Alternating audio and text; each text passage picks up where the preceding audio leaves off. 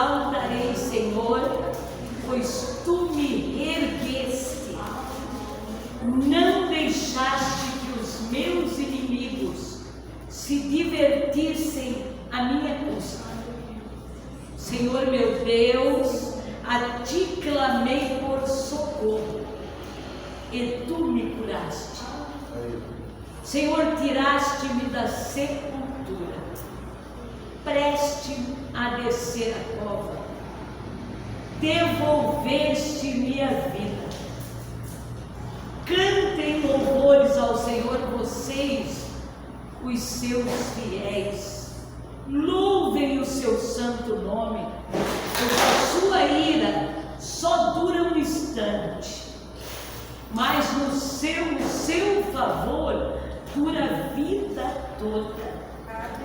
O choro pode persistir por uma noite, mas a alegria, ela vem pela manhã. Aleluia! Quando eu me senti seguro, eu disse: jamais serei abalado. Senhor, com teu favor deste-me firmeza e estabilidade, mas quando escondeste a tua face, eu fiquei aterrorizada. A ti, Senhor, clamei, ao Senhor pedi misericórdia. Se eu morrer, se eu descer a cova, que vantagem haverá? Acaso o pó te louvará? Proclamará tua fidelidade? Ouve, Senhor, e tem misericórdia de mim. Senhor, se tu o meu auxílio. O 11 diz: mudaste o meu pranto em dança, e a minha veste de lamento em veste de alegria, para que o meu coração cante louvores a ti, e não se cale. Senhor meu Deus, eu te darei graças para sempre. Eu digo, podem sentar. Eu sempre digo, este salmo, se eu não fosse falar nada de mim, este salmo fala por mim. É o meu salmo.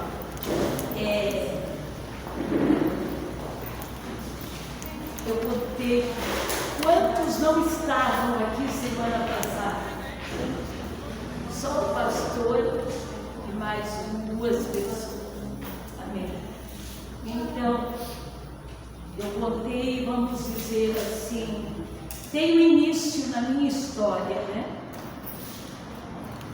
História de vida, e depois fui para o que me aconteceu há 18 anos atrás. A morte do meu irmão, né? A tragédia na minha família. Mas eu dei uma pincelada na minha história quando eu contei para vocês que a minha avó era sobrinha do meu pai, né?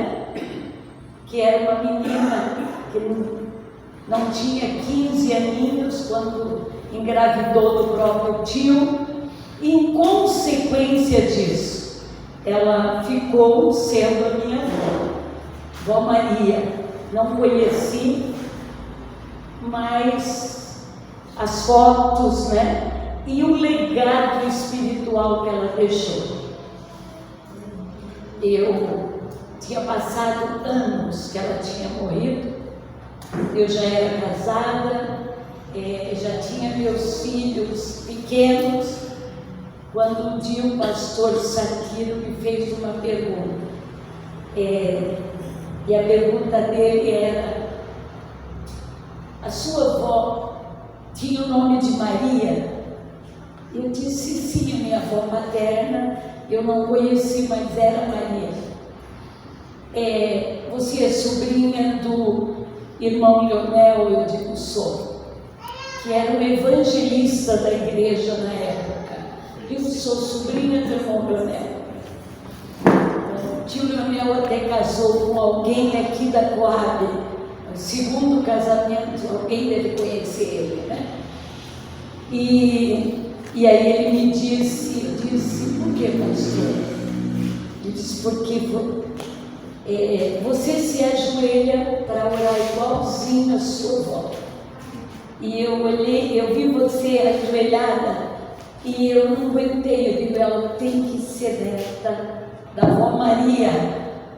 A tua avó era a primeira a chegar na igreja, ela tinha a chave da igreja. E ela era a última a sair. Ela ficou viúva muito cedo e aí se converteu. Pensa alguém que amava orar. E aí eu me alegrei, né? Que vi uma história tão terrível de uma menina que não foi adolescente, que foi mãe, que assumiu uma família, descobriu Jesus e encontrou em Jesus, encontrou tudo em Jesus. Aleluia. Então aí eu me alegrei, porque quando eu escutava a história dela, na minha mente ela era uma pessoa muito triste, né? Quem é a menina que quer casar com o tio, né? Mais velho que o pai dela. Nenhuma menina que quer casar com o tio mais velho que o pai. Então eu imaginava ela uma pessoa muito triste. E aí ele me disse que ela descobriu que aos pés de Jesus há um lugar de descanso, há um verdadeiro lugar. Além disso, teve 2 filhos criou 3 que não eram dela, né? Depois teve 2 e 4 doentes. 3 que morreram. Antes de completar 18 anos, 3 morreram. Não morreram pequenos, morreram adultos. Entre eles tinha falecido a Hilda, que chegou a noivar. Então nasceu, era perfeita, e aí perdia os movimentos. E não falava mais, assim como as pernas, perdia o movimento das pernas, também não conseguia mais falar. Então estava com o casamento marcado e aí morreu. E essa mãe enterrou 3 filhos assim.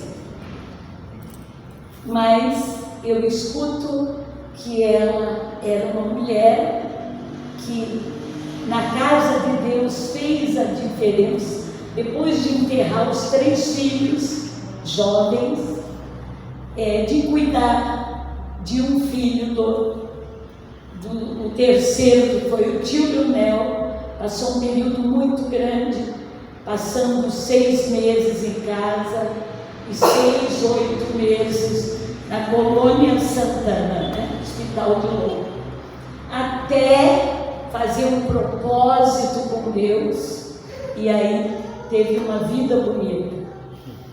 Mas continuou. Meu tio Leonel tem uma filha que é gerente no Bradesco, ali na Seguro Bradesco, mas também enterrou um menino com 18 anos com problema mental, igual os irmãos.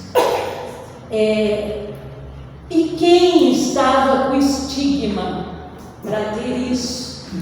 Filho de meu pai, eu escutei que seria eu. Por quê? Assim como o filho do tio Leonel, a gente tinha muita coisa em comum. Ele foi o segundo filho do meu tio Leonel, que faleceu também aos 18 anos, e eu era a terceira. E o médico tinha dito que do terceiro em diante, principalmente o terceiro, teria o mesmo problema.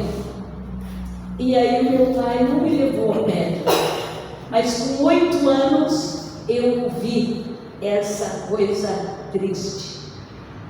Nós estávamos em São Francisco, na casa de uma tia, meus irmãos, minha avó era enfermeira e parteira do Hospital de São Francisco. Morava em São Francisco, fomos visitar a avó. E aquele hospital de São Francisco é um morro alto, né? Acho que ainda existe. E os meus irmãos que gostavam de ir para brincar de calha de coco, subiam lá correndo e desciam naquelas calhas de coco. Mas eu nunca subi uma escadinha dessa que ajuda, nunca subi uma escada na parede, nunca subi numa árvore, eu nunca fiz isso como criança. Imagina subir o morro e descer o coco. Então os mais pequenos todos foram, eu era a terceira, meu irmão mais velho faleceu aos 3 anos, então eu era a segunda. E eu fiquei brincando, com 8 anos, brincando assim na areia, no chão. E aí escutei a minha tia perguntar para o meu pai: por que a Zenate é diferente dos outros? Então tudo lá no hospital brincando, que era bem pertinho, atravessava a rua e o hospital. Então tudo lá descendo de calha, brincando, esperando a avó. E ela é a única que está aqui sozinha. Aí o meu pai disse para ela, e imagina a criança, né? Que ela ali, ó, a escutar o pai, alguém falando dela. Eu soltei o brinquedo e aí meu pai respondeu: ela tem a mesma doença dos meus irmãos. E aí a minha tia disse para ele: não fala um negócio desse, marido. Ele disse: tem. E aí foi dizendo por que eu tinha. Você sabe que foi eu que cuidei, ajudei a mãe a cuidar de todos eles. E ela disse, igual o Leonel, que eu tinha o Leonel, você perdia a mente, a melhorava. Não. Ela tem o problema dos 3 que morreram. Provavelmente ela vai viver no máximo até 18 anos. E aí a tia insistiu e eu escutando. Por quê? Até hoje ela não fala direito, é igual aos meninos. Ninguém entende o que ela fala. Eu chamava cachorro de caroto, porco de podre. E não conseguia dizer o R, era 2 letras que eu malutava, não saía de jeito nenhum. Se eu já tinha 8, 9, eu lembro que eu estava quase saindo do 4º ano, eu ainda dizia podre e caoto. Hoje eu tenho um primo da minha idade que brinca. Algumas palavras que eu falava, poto, caoto, caiote, digo, meu Deus, né? Porque eu não falava o R. E aí ele colocou o problema que para mim era a pior coisa da vida, era falar e alguém rir. Ah, que grande, ninguém entende o que ela fala. Aí meu pai disse, era o mesmo problema dos meus irmãos. Outro, ela não andou como uma criança normal. Ela cai, se alguém passa perto dela, ela cai. Não precisa nem encostar. Ela não tem firmeza nas pernas e nem nas mãos. Ela solta e eu quebrava. Eu era proibida lavar louça. Podia fazer tudo. E realmente, eu deixava cair montes de prato na mão. No começo eu apanhava, depois o meu pai disse, ela passa cera, varre, faz tudo, menos louça. Se botar ela na lavar louça, eu enxugava ou apanhava, porque era o eu quebrava muito e não caía da mão. Não, era como se o cérebro me mandasse segurar e depois eu não tinha comando de continuar segurando. isso eu casei assim, gente. Tá? Casei realmente com 18 anos. Eu não sabia, eu dificilmente conseguia fritar o ovo, porque eu tinha que pôr a frigideira, era maluco. Mas assim, então eu escuto isso e eu sabia que eu era diferente dos meus irmãos. Mãe, nós vamos tudo brincar. A arte não. Porque senão nós temos que arrancar ela do trilho, que ela anda de 4 pés em cima do trilho.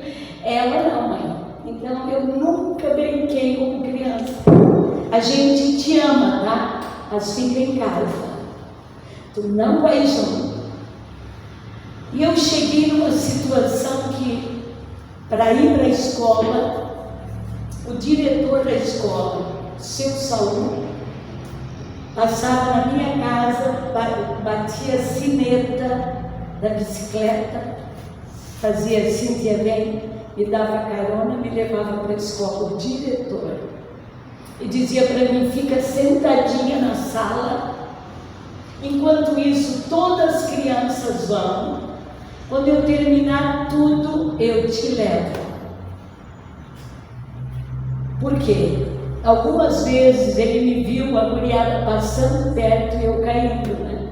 Eu chegava toda suja, toda relada, e ele disse para o meu pai, eu levo ela para a escola e eu trago. Eu acho que fui uma das únicas crianças que, quando ele não podia, uma professora me levava para a casa dela. Eu tinha dificuldade de aprender também. Então ela dizia, você não entendeu? Eu digo, não. Então vamos comigo para casa, eu vou corrigir, tu vai me ajudar a corrigir os cadernos. Então ela corrigia um certinho, dizia, agora você vai ler, e o certo você põe. O que tiver certo, você põe certo. Quer dizer, era uma forma de eu ler tudo de novo e aprender de novo. Então eu creio que pelos traumas, primeira vez que eu contei meu testemunho, quando terminei, alguém veio me abraçar chorando. Eu olhei, era a dona Érica, a minha primeira professora do primário, porque elas sabiam que eu nunca tive um recreio, eu sempre comi um lanche dentro da sala de aula.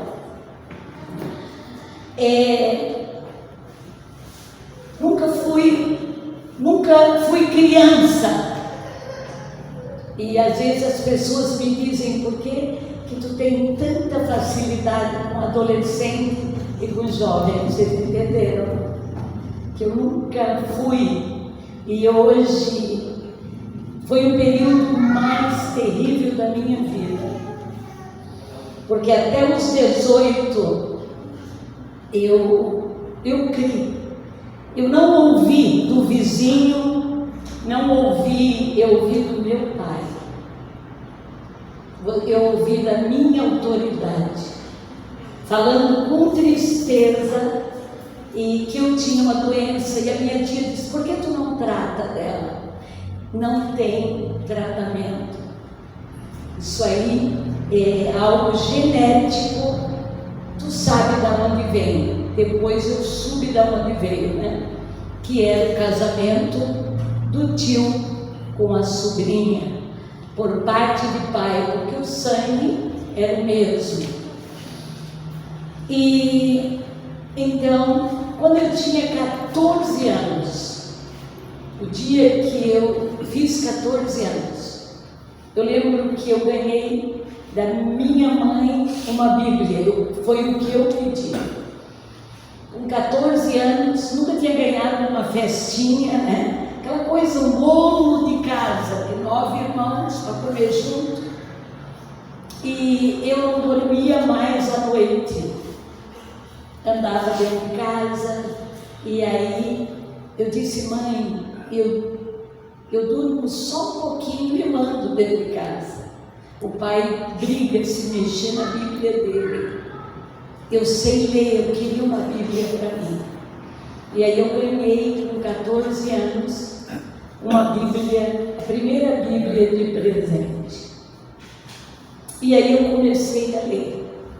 Foi nessa Bíblia que as travas da boca foi saindo, foi lendo, crendo, botando a mão, chorando. A minha Bíblia, eu molhava ela, molhava de chorar. E eu lembro que eu li ela inteirinha, mas não li, né? Eu li comendo. O que eu não entendia, eu colocava papelzinho e eu ia para o pastor esperar ele assim no cantinho. Quero que o senhor me explique isso aqui.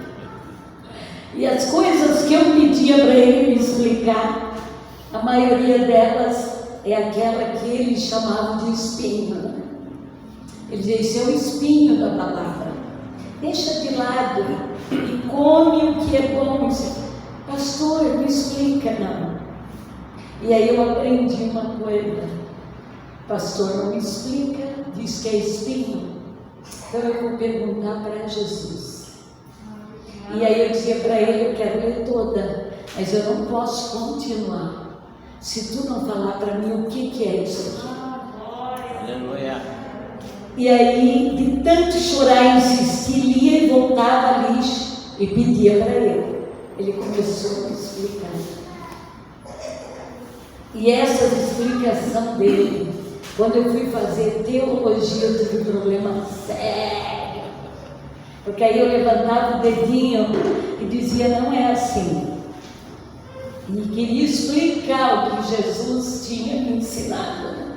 E até hoje eu não troquei. O que ele me ensinou, ele me ensinou. São verdades. Aleluia. E uma delas é a da pitonisa de Kendor, né? Aquela cena que você encontra na Bíblia, como se fosse uma sessão espírita. Quando a macumbeira, né, chama Samuel. E Samuel diz, por que tu fez isso? Porque tu me tirou do meu sossego? Porque você fez isso, Saul. Você vai morrer amanhã na guerra. Vai morrer você e o seu filho. Você não podia ter feito isso. E eu contei semana passada, né, que além do porquê que o meu avô fez isso com a sobrinha, ele era um médium e ele soube resolver o problema. Ele foi e disse para a família que em vidas passadas a sobrinha tinha sido mulher dele. Quando ele viu ela dentro de casa, mocinha, corpinho de menininha moça, brincando com as crianças dele, né? Ele ficou atraído e por isso ele pegou ela, porque em vidas passadas. Então eu tinha, diga comigo, uma perseguição. Perseguição. Aquilo que não é resolvido espiritualmente, que não é chorado, confessado, pedido perdão ao Senhor, isso se transforma em uma perseguição espiritual. E a minha casa tinha uma perseguição espiritual. Eu era menina, eu via coisas, eu escutava barulhos dentro de casa.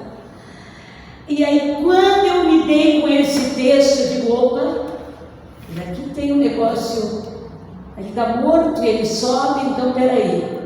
Então o espiritismo não está muito errado, está aqui na Bíblia, né? E o inimigo, a perseguição, querendo que eu cresça nisso. E aí eu fui para a liderança, deixa o espinho de lado. E aí eu fui para o Senhor. E aí ele me respondeu. Ele disse para mim, filha, que comecei a escutar ele com 14 anos. Eu proibiria alguma coisa que não desse para fazer? Ai, que lindo. E aí ele perguntou: sua mãe algum dia te proibiu de voar? Eu disse: não. Senhor, como voar? Criança não voa? Ela vai dizer: ó, cuidado, você vai cair, mas nunca ia dizer: não voe, você não tem asa. Vai proibir algo que não dá para fazer. Você já leu Gênesis, você já leu até Samuel. Quantas vezes você viu eu proibindo não consulte a morte? Entendeu? Eu disse: realmente, Senhor. Aí ele me disse: na nova aliança, diga comigo, na nova aliança, não dá para consultar a morte.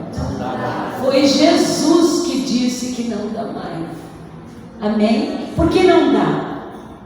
Porque ele pegou os cativos do cativeiro e levou.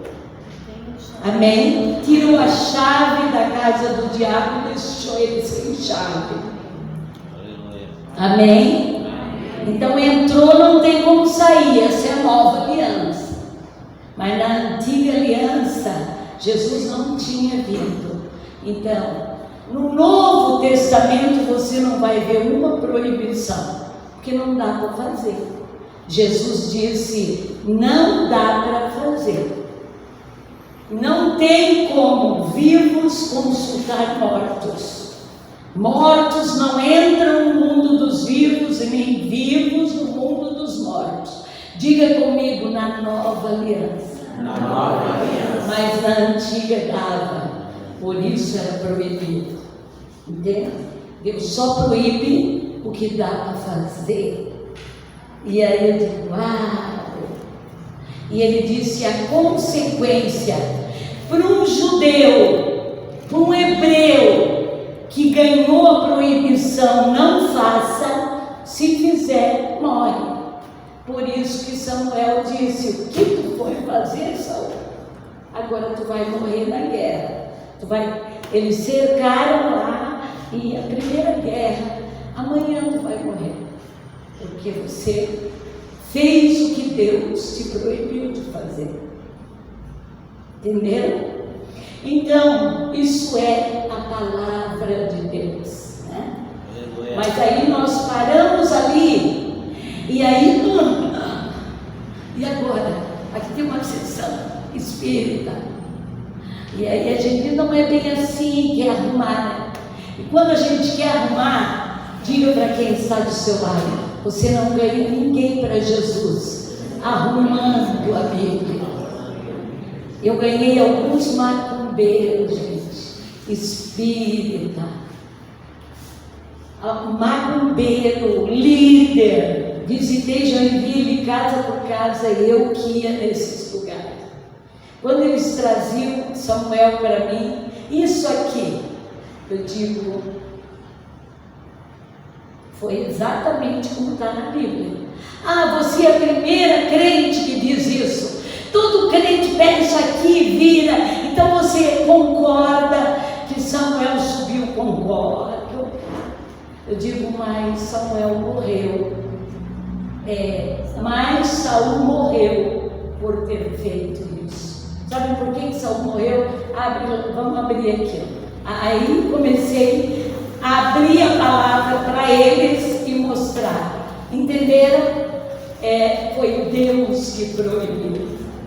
E aí eu olhei para o macumbeiro e disse: mas na nova aliança não tem. Hoje é o diabo que aparece lá no centro, dizendo que é o fulano e o ciclano. São anjos caídos enganando o povo. Hoje não dá, porque foi Jesus que disse que não dá. Não foi anjo? Diga comigo: foi Jesus. Foi Jesus. Está lá a parábola do rico e do Lázaro, e ele foi muito claro, né? Amém? E aí, E aí eu cresço, sofro, e com 14 anos ganhei a Bíblia, lendo a palavra, mas de cada dia, um dia menos de vida para mim e muito perto dos meus 18 anos. Com 14, eu fiquei 15 noites sem fechar o olho. Vocês sabem o que é? De dia, tem gente aqui que já passou isso. Se você ficar algumas horas sem dormir, os seus olhos faz pleque, não é isso?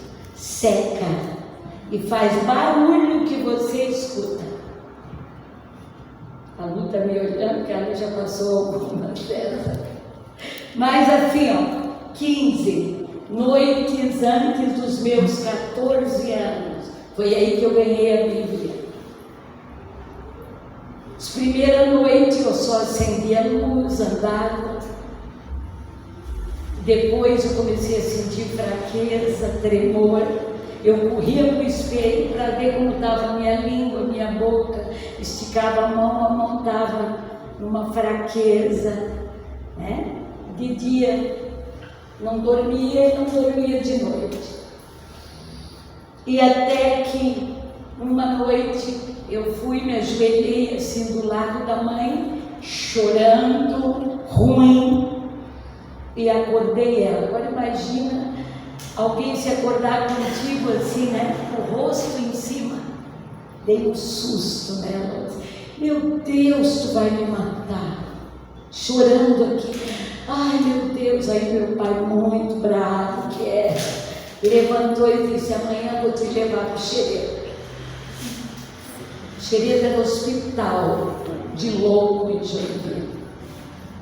Amanhã eu vou de manhã, já vou te levar lá no hospital e vou te deixar internada.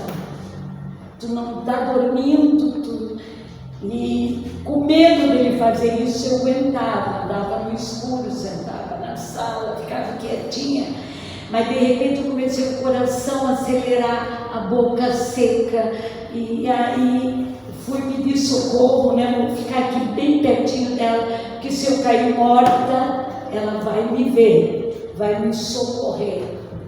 E aí no outro dia eu fui para o Xereda. Ganhei a minha internação. Eram 6 meses internada. Xereda veio com um martelinho, deu na minha perna, deu na mão, né?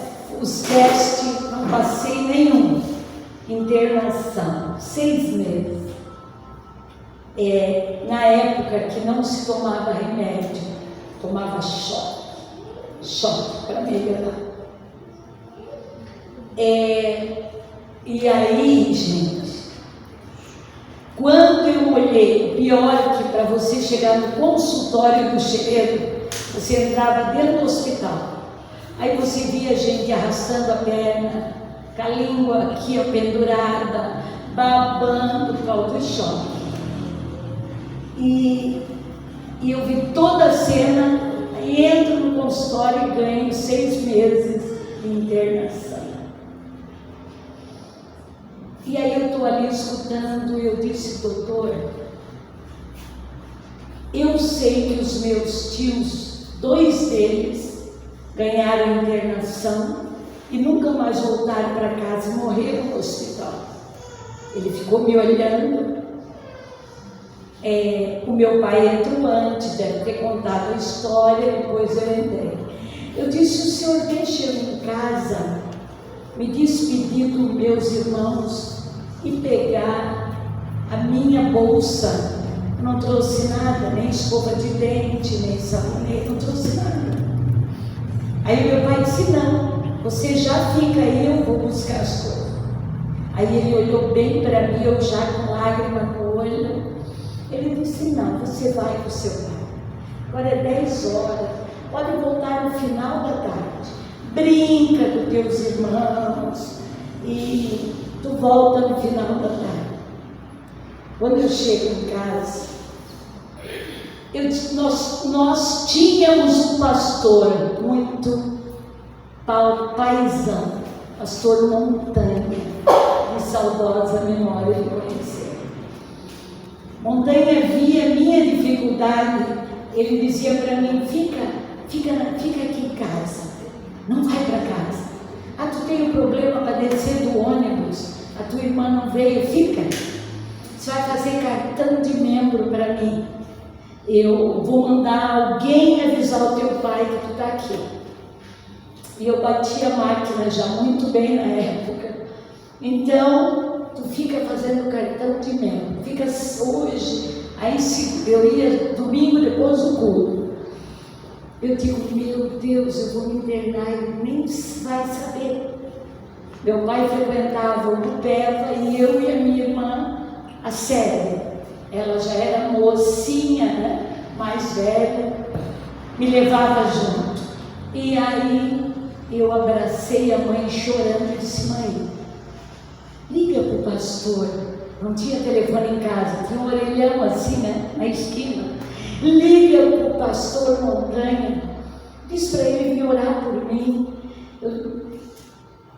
Dá tempo ainda. Agora era logo meio-dia e a minha mãe disse, eu vou ligar. Saiu rápido. E ele estava por ali na vizinhança visitando ele. Demorou uma meia hora, ele chegou. E aí a minha bolsa assim, o meu pai já querendo me levar 2 horas. E aí ele chega, quando eu vejo a Rural parando, tempo da Rural, eu saio, né, fui ao encontro dele, me agarrei nele, comecei a chorar e disse para ele, eu estou indo para ser internada no Xereta.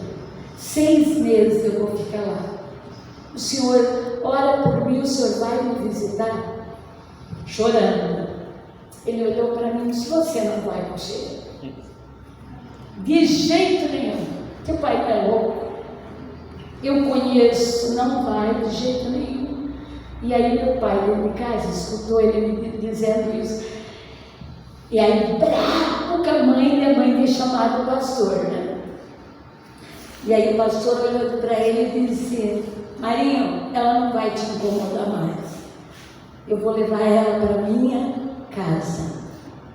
Eu tenho problema de nervos, eu também não durmo bem de noite. Vou levantar, vou ficar orando com a Zenate, vamos cantar. Cadê a bolsa que eu tá aqui? Ah, mas ela só tem pijama, já tinha comprado pijama para mim, estava tudo pronto. Eu não sabia, eles já estavam tudo prontinho para minha internação. Aí ele disse, não, chamou a minha irmã, disse, pega umas roupas ela usava domingo, vestidinho de bater, vamos lá, mais uma bolsa de roupa. Ela vai para casa, vai fazer cartão de membro. O pai disse, ela está acho que uns 15 dias sem dormir. O senhor vai levar ela? Eu vou levar ela no médico para dar vitamina para o cérebro dela. Aí ela vai dormir. E ele me levou. Botou na Rural. No outro dia de manhã cedo, uma cidade longe. Eu lembro até hoje a vitamina que eu tomei, deve não existir mais. Mas eu tomava um comprimido, gente. Eu estava tão mal, que quando eu tomava aquele comprimido, tinha sol. Eu disse, meu, que sol! Ele olhava para mim e disse, você não tinha visto o sol ontem, não. Estava tudo cinza. Meu, que sol lindo! Ele olhava para a esposa e disse, meu Deus, como essa menina está. O segundo comprimido eu comecei a olhar o sol, que tinha sol. Sabe aquele mês que só tem sol? Só que eu via tudo cinza. E eu lembro, gente, de uma cena. Os primeiros dias ele botou uma cama de armar, de campanha, cama de batalhão, do lado da mulher dele. Ele estava no canto, uma caminha armada, uma coberta. Tá, põe o teu pijaminha, pega uma coberta para deitar aqui. Se eu ver que tu não dorme, nós vamos cantar, orar. Aí a primeira noite ele me chamou, eu respondi, ele disse, senta ali na sala, vou fazer um Todd para nós, engrossado assim, bem forte, nós vamos tomar e depois vamos orar um pouquinho. E aí pronto, uma semana depois ele disse, você está dormindo, você vai dormir com as meninas, eu tinha 2 filhas, um pouquinho mais velhas do que eu, vai dormir com as meninas no sorte. Um lado do sorte era dos meninos e um lado das meninas. Ali eu fiquei 41 dias. Por ele sempre dizia, você casaria na minha casa e era uma filha mais que Deus teria me dado. Mas quando fez 41 dias, meu pai foi me buscar. Ele foi num culto na sede, era uma festa, tinha um coral de adolescentes. Quem liderava o coral de adolescentes? Era ele com uma gaita. Ele conheceu esse tempo. E aí, eu cantando no coral, o pai veio, me deu um abraço. Você está boazinha? Que bom! Amanhã eu venho para conversar com o pastor. Eu disse, pastor, será que ele não vai me levar? Não, de jeito nenhum. E olhou para o pastor e disse, a filha é minha, eu vou levar para cá. E botou na bicicleta e me levou embora, gente. Eu lembro que estava chuviscando, eu aproveitei o chuvisquinho, né? Fui chorando até em casa, mas não podia fazer, tinha que chorar só com lágrimas. E aí, junto com eu conhecia ele, né? Cada filho conhece o papai, a mamãe.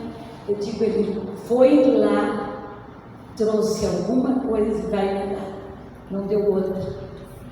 Ele tinha ido no médico explicar no hospital do Xerém que o pastor não me deixou internar.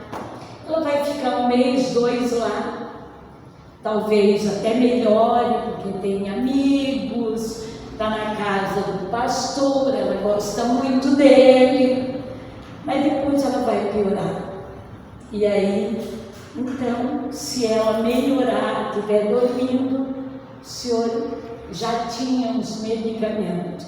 Só que na época, para tomar remédio controlado, tinha que deixar a identidade na farmácia. Aí eu lembro que o meu pai disse, olha, meu documento ficou lá na farmácia, tem que ficar um período, para depois, não sei quantos dias, eu tenho que ir lá buscar. Eu descobri que ele ia deixar. E aí, me deu os primeiros remédios.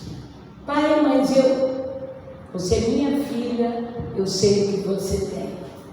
Gente, eu comecei a andar, tinha buracos assim, né? E aí eu fazia, aí não dava, eu tinha que me grudar na parede para poder andar.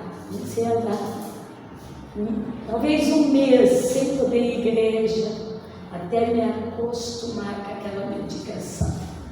E aí, tomei medicação por 10, 11 anos, dos 14 até os 25 anos. Por quê? Hoje eu ainda é assim, mas é mais ameno, né? Naquela época, se você começasse a tomar, não tinha muitos medicação, e a medicação viciava, então não podia se libertar mais. Aí eu chorava, casei, né? Quero me libertar, não quero mais. Se você parar, você morre. Você não tem como parar mais. Então tomei por 11 anos. Como me libertei? Tá? Vou chegar já. Me libertei, gente, porque eu morri. 11 anos. É uma coisa tão maligna que você não diminui, só aumenta. Aumenta a dose, aumenta a quantidade. E aí eu teria 2 histórias tristes para contar para vocês. Eu tive meu primeiro filho tomando essas drogas fortíssimas. Eu lembro que quando eu engravidei, primeiro eu era tão ingênua, 18 aninhos, que eu morava em Paranaguá. Meu marido era mecânico de navio. Casamos e fomos embora para Paranaguá. Contei para vocês que eu casei com um primo, né? Então, que desde, acho que eu contei na semana passada, desde pequenininha, ele dizia para o pai e para os irmãos: eu tenho muita pena dela, eu vou casar com ela e cuidar dela. Meu pai e o pai do meu marido eram como irmãos, se chamavam de mano, só que eram primo irmãos. As 2 avós lá atrás eram irmãs. Aquela menininha, a minha sogra era mais velha e cuidava da coitadinha da irmãzinha que ficou com 3 filhos e com um monte de irmãos doentes. Então ela sempre morou perto para cuidar da irmã. E aí assim os filhos ficaram meio filho. O meu marido, meu pai, era mais filho. Da mãe do meu sogro do que da mãe dele, porque a mãe do sogro era mais velha e a outra era uma menininha cheia de criança. Os 2 se chamavam de mano e nós chamava de tio. Tanto quanto meu pai viveu, meus cunhados é tio Marinho e meus irmãos tio Urbano do meu sogro. Era um primo irmão, né? E aí casamos, literalmente, eu digo que foi um amor que Deus colocou por mim, porque eu não tinha nada, né, que Ele pudesse olhar e me querer. Alguém insegura ao extremo, tudo de ruim. E aí fomos embora, casamos, fomos embora para Paranaguá. Eu engravidei na lua de mel, aquela menina que mãe não ensinava nada, né? Quando fui comprar o enxoval com a mãe, as toalhinhas higiênicas, vocês sabem o que eu estou falando? Eu lembro que a minha mãe pegou um monte e colocou assim. Eu disse: não, muito cara.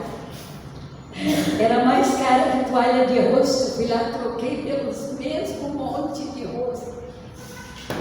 Uma semana para casar. A minha mãe dizia, só se a mãe me explicar para que é isso. Desse tamanho, cara desse jeito, de jeito nenhum, pegava de rosto. E aí, tá bom. Aí eu via que a minha mãe ficava vermelha, o rapaz que nos atendia como quem diz: meu Deus, essa mulher vai casar. E aí, final da história, né, eu botei toalha de rosto no lugar de toalha. E depois que casei, eu digo: agora eu descobri o que era, mas não podia chamar de dizer filha, né? Você vai namorar e vai usar esse negocinho aqui. Mas nem isso, gente. Então eu casei na lua de mel e engravidei. Tudo que eu não podia era engravidar, tomando a medicação que eu tomava. E aí, olha a minha cabecinha. Para mim, abriu a caixinha, não menstruava mais. E aí eu fui para Paranaguá sozinha, 1 mês de casada, 2, 3, não tinha menstruação. Mas eu tinha engravidado nos 10 dias de lua de mel. Eu era muito magrinha, deitada. Começou a aparecer um ovinho do lado esquerdo. Literalmente um ovinho. Comecei a segurar e digo, uau, além de tudo, estou com câncer. Está uma bolinha crescendo, olha o tamanho. É um ovinho. E o ovinho crescia todo dia, eu deitava, pegava na bolinha e chorava. Aí até um dia, aí comecei a desmaiar. Grávida. Caía no mercado, ia buscar pão do outro lado, caía na rua. E um dia, num sábado, o marido foi junto e a menina do mercado disse, o que está acontecendo com ela? Ela cai aqui, fica um tempão para voltar. Você não devia deixar ela andar na rua. Ela vai qualquer dia morrer embaixo de um carro. Ele olhou para mim e disse, tu cai na rua, no mercado e não conta nada para mim. Não contei, mas é verdade. E aí, tu está doente, o que está acontecendo contigo? É a perna que tu... É aquilo que passa alguém perto e tu cai? Eu digo, não. Me dá uma dor, me trava, e aí eu estou no meio da rua, eu forço, e aí escurece a minha vista e eu caio. Está travando as minhas pernas, não sei o que é. E aí, ele vai desesperado e conta para a esposa do patrão. E a esposa do patrão veio me visitar. E aí faz a pergunta, né? A perguntinha básica. Depois que você casou... Não, aí eu deitei e disse para ela, mostrei para ele que eu estava com uma bola que dava para pegar, e a bolinha crescia todo dia. Aí ela olhou para mim, meu Deus, eu nunca, que coisa, mas ela olhou para mim, quando tu menstruou a última vez? Eu digo, depois que eu casei, nunca mais, né? Ela disse, o quê? Aí fez assim, né? 4 meses. Ela disse, meu Deus, tu está grávida, tu é tão magra que isso aí é um útero, é um nenenzinho que tu está pegando, tu está apertando. E aí marcou o médico correndo, me leva no médico e era o neném. Pensa no médico rindo, que aí ela contou, né? Ela disse, meu Deus, que pecado, né? E aí quando ele riu, brincou, disse, é um menino. E aí ele explicou, né? Quando você consegue ver aonde está o teu útero nos primeiros 3 meses, aí você pode saber, ele disse, de 1 milhão, uma pode nascer ao contrário, mas de 1 milhão, o lado esquerdo, a trompa é menino e o direito é menina. Depois, as outras 3 filhas que eu tive, todas 3 eram muito magras. Eu soube que era menina, que era do outro lado. Eu digo, opa, é menina, não tinha ultrassom, né? E aí, o médico feliz, é gravidez, tudo bem, melhor do que o tumor, né? Rindo, brincando comigo. E eu disse, doutor, mas eu preciso contar para o senhor que eu tomo remédio controlado. Abri a minha bolsa e mostrei. Quando mostrei o remédio, botou as 2 mãos na cabeça. Fez, uau, Mariana. E agora? O que essa menina tem dentro daí dela? Tomando esses medicamentos com o bebezinho. Meu Deus, e agora? E final da história, eu tive o meu filho, né? É são! E eu sei que é um milagre, porque aí ele olhou o remédio e disse, você não pode parar de tomar mesmo, você não podia ter engravidado, você não pode parar de tomar. É medicação forte, não tem como se livrar dela.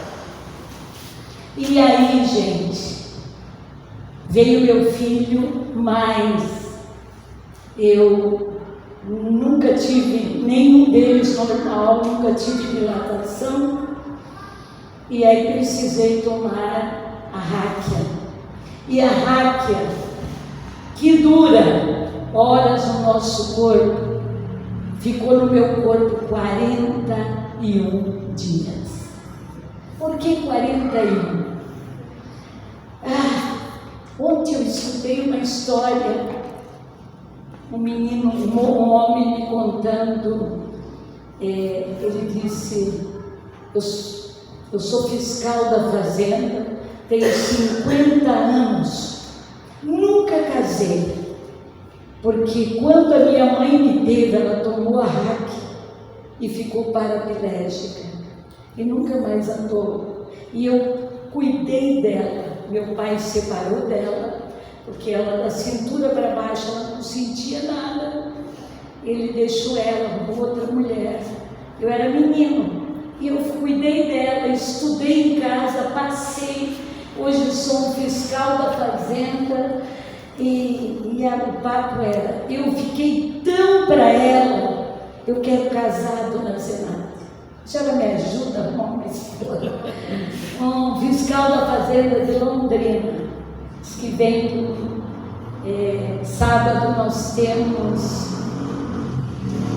vigília da Dona Hebe, diz que vem para a vigília da Dona Hebe. Digo, vem, que eu vou te apresentar umas mulheres aí. Tem uma mulherada assim que comenta. Mas, por que eu estou dizendo isso para vocês? Que quando ele falou isso, eu digo, eu era para ser a mãe desse menino.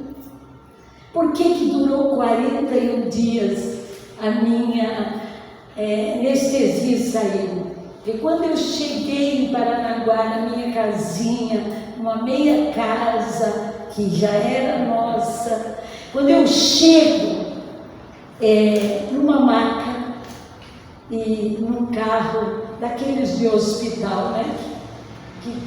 Uma maca, toda a vizinhança já sabia que eu vinha paraplégica. Fiquei 8 dias no hospital e voltei. Meu marido era mecânico e tinha um ajudante. Olha como Deus é lindo. Preste atenção nisso. Vou continuar esse testemunho semana que vem, né? Porque já está na hora. Mas escute essa. Meu marido tinha esse menino que era o ajudante dele. Casamos na mesma época, ela também engravidou. Ela é uma menina de cor, ele branco e ela bem moreninha.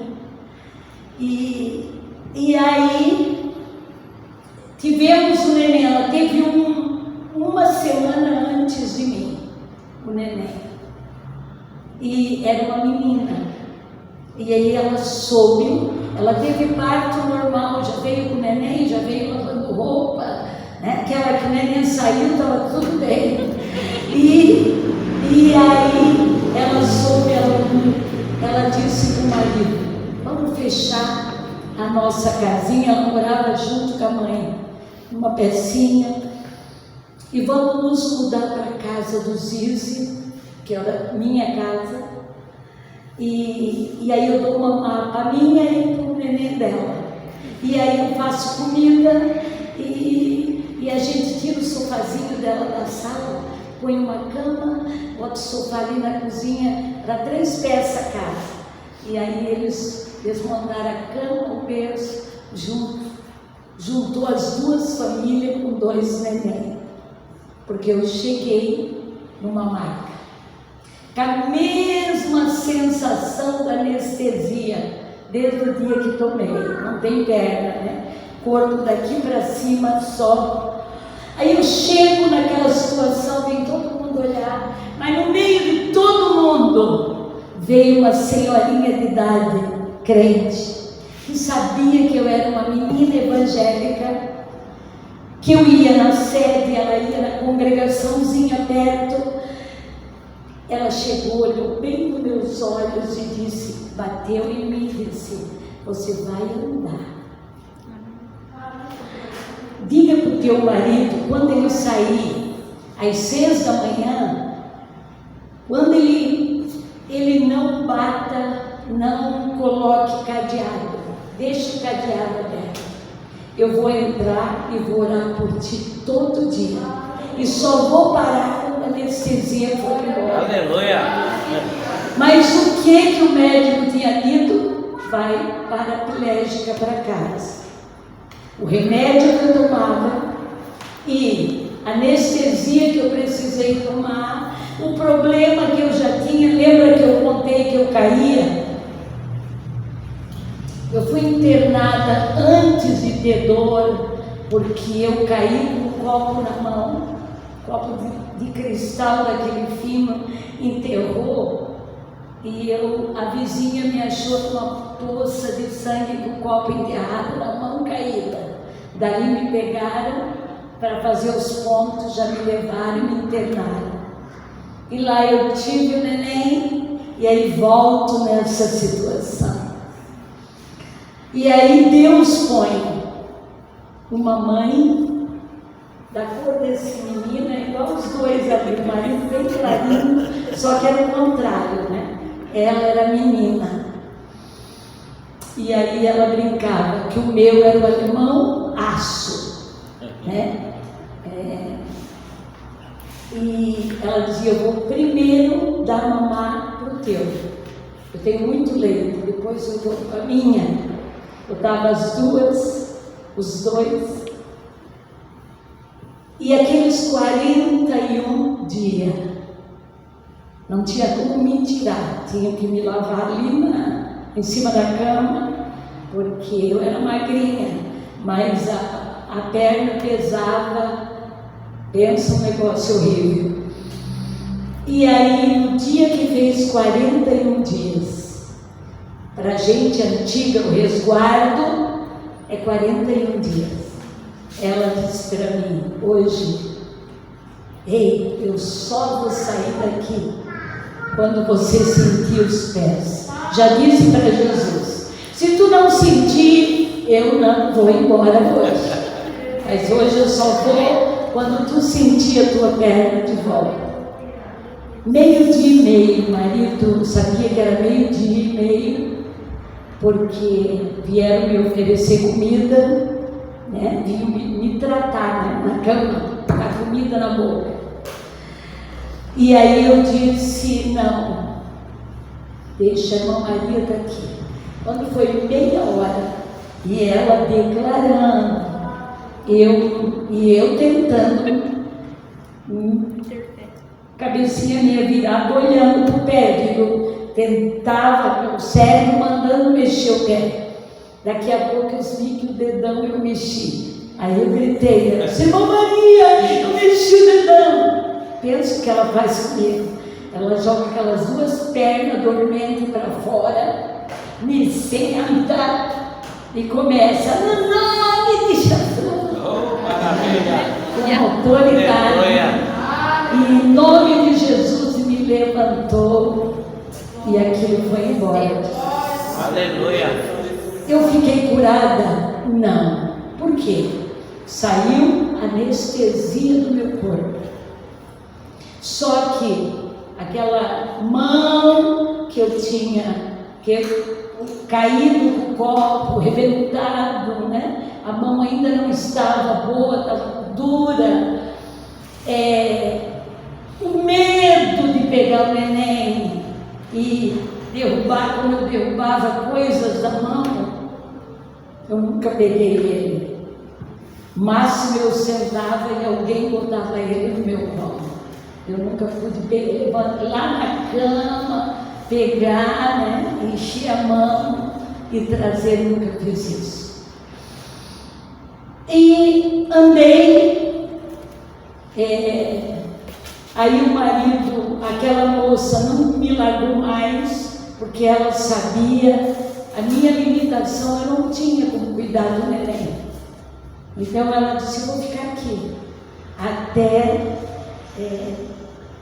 o neném não querer mais mamar, vamos morar junto. Meu marido já passava, eu pegava ele, dava carona, né? Então a gente passou a morar junto.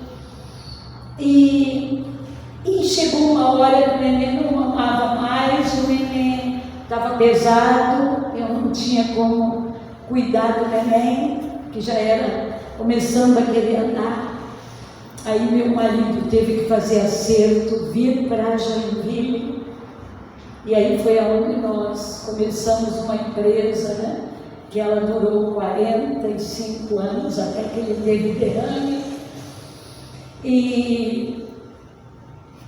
E aí, aqui, quando meu filho tinha, acho que 3 para 4 anos, eu engravidei da minha filha, Luciana, e aí foi uma outra história tenebrosa. Eu fui internada para marido médico aconselhando aborta, que aí, né? Aí eu descobri que eu estava internada para perder a menina, que eu não sabia que era, né? Já sabia que era menina pelo ladinho que tinha se formado, e aí eu tomei um posicionamento. Chamei o marido e disse: ó, se tu quer me salvar, vamos morrer nós duas, mas eu não fico aqui, não aceito me furar. Eu sei que o médico quer fazer um bem para mim, mas eu não vou aceitar. Então, gente, a minha filha, eu tomei tanto hormônio para me manter, para poder andar até ela nascer, tanto que quando ela nasceu, ela menstruou 3 meses igual moça, 3 dias e 3 meses. Pensa numa cena. E como é que eu descobri isso? Quer dizer, eu vim para casa, de repente eu vi a minha mãe trocando ela, vi sangue. Disse: meu Deus, do meu lado eu deitada, porque mais do tempo eu ficava só deitada.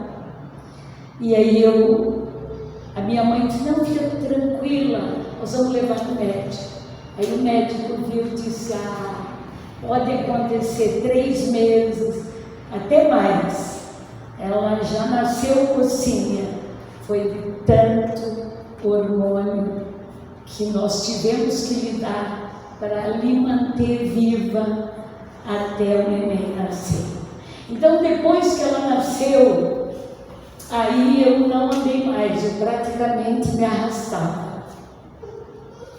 E durou muito pouquinho.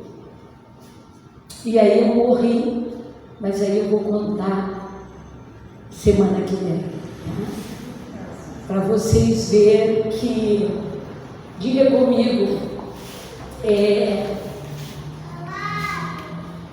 mas Renate, que louco, eu morri.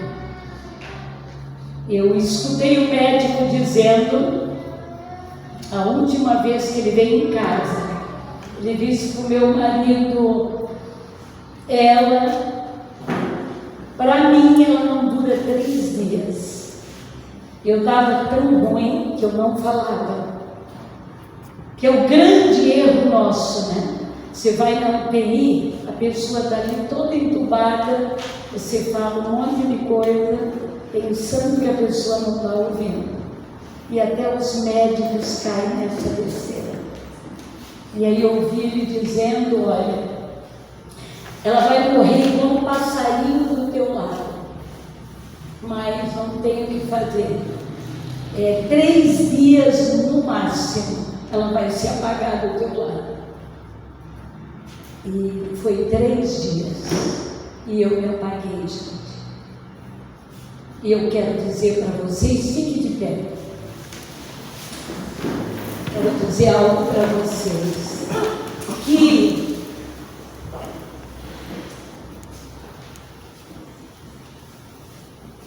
a coisa mais séria nesta vida é que você não acaba quando morre. Você sai de dentro do seu corpo e você vê o seu corpo. É algo muito forte. Outra coisa é que além de você está aqui fora, o teu corpo está ali. Você quer entrar e não dá para entrar. E aí você descobre que você se movia em Deus, você respirava em Deus. E semana que vem nós vamos olhar a palavra para vocês entenderem isso. Nós nos movemos nele. Atos capítulo 17. Respiramos nele. Eu acho uma sem vergonhice a história do Covid, né? O povo, medo de não poder respirar. Você respira nele, gente. Você não precisa de pulmão para respirar. Você se move nele. Aleluia. Você se move nele. Ele conheceu o pastor Edson Fonseca, genro do pastor Saqueiro. Ele disse para mim: Armazenado, meu pulmão está todo furadinho. Então, o médico disse que eu tenho pouco tempo de vida. E eu disse para ele: Edno, você não precisa de pulmão. Você respira nele. A vida, o que nós respiramos é nele. E aí choramos, conversamos e ele agarrou. O Edno morreu agora. É bem mais velho do que eu. Eu encontrava ele todo ano na convenção da Donete. E ele dizia: gente, ó, eu não tenho pulmão, praticamente meu pulmão é uma tela, todo furado. Mas essa mulher me ensinou que eu respiro nele, vivo nele, e eu estou vivendo todo esse sem explicação. Os médicos olham para o meu pulmão e dizem: não tem explicação, você tem vida normal.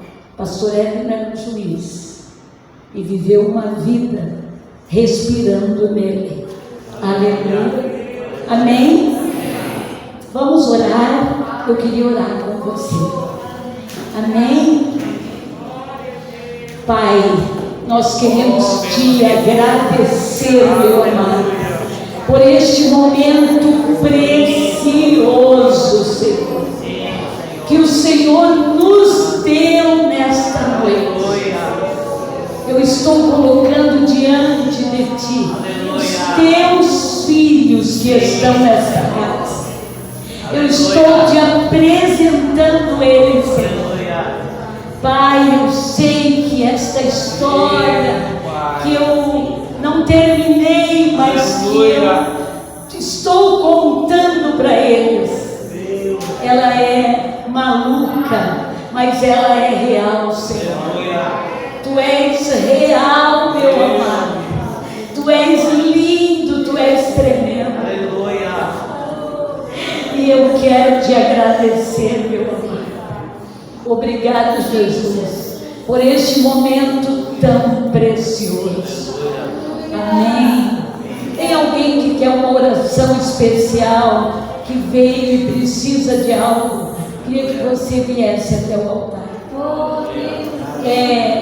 Semana que vem, a irmã Zenate vai terminar, né? É muito forte, porque eu saio meu corpo aqui e eu vou falar para vocês de um lugar que eu sei que todos chegamos lá. A Bíblia chama lugar de consciência, que não é nada além do que eu sempre digo, que hoje a computação dá para explicar o que acontece na eternidade. A sua alma, ela é linkada num lugar. O teu espírito fica vendo o que você fez com o seu corpo. E quando você termina de ver a sua vida, você é condenado ou absolvido. Não é Deus que te condena. Você sabe que a Bíblia diz isso, né? Em João capítulo 13, eu não vim condenar o mundo, eu vim salvar. Agora, as ações de vocês vão condenar vocês no último dia. O último dia é esse dia quando você chega nesse lugar de consciência. Mas este lugar também, de um lado, é uma eternidade sem Deus, e para o outro lado é um portal que é uma eternidade com Deus. Aleluia. Amém? Então, semana que vem, nós vamos falar sobre isso. Amém? Volte. Aleluia. E traga mais alguém. Tá? Porque é muito sério, num período que nós estamos, que perdemos muitas pessoas, para saber que não tem ninguém morto diante de Deus. Tá? Mas Renato vai trazer textos, nós vamos frisar isso, e aí você vai entender como é que eu deixei de tomar remédio controlado, quanto o Senhor me deixou voltar. Eu nunca mais tomei nada. Hoje eu tenho 67 anos. Eu tinha 25. Fazem todos esses anos eu nunca tomei nenhum medicamento, nem controlado e nenhum. Até hoje, nada. Amém? Amém. Então, Ele é lindo. Ele é tudo. Ele é real. Vou contar para vocês que eu vi Ele, o tamanho dele e aonde que Ele está. Amém? Amém. Amém? Diga, Ele é real. A coisa mais importante nessa vida é servi-lo. E não tem nada, gente, olhe para mim, nada, diga nada, que eu pense, que sai da minha boca, que não esteja registrado. Aonde que está registrado? Aqui, ó. E é a nossa alma que é linkada neste lugar de consciência. Não sobra nada. E quem se condena sou eu, não é Ele que me condena. É eu que digo que estou condenada. Tá? Amém?